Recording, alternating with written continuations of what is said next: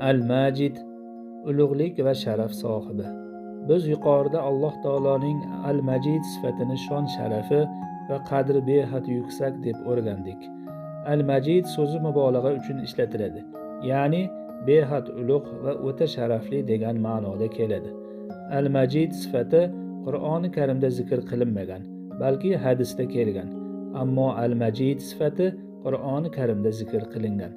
Al-Majid so'zi sharaf, oliylik, yuqorilik va kamolot degan ma'noni anglatadi.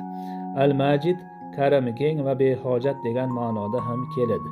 Demak, Allohni karami keng, behojat, shon sharafi va qadri yuksak va narsalarni ato qiluvchi zot ekanini bilsang, sen ham ushbu sifat bilan xulqlanib, ushbu sifatdagi nasibangni olish uchun haloyiqni kechiruvchi, ularga muloyim, ularni avf qiluvchi, kambag'allarga mol mulkingni infoq qiluvchi kimsa bo'lmog'ing lozim.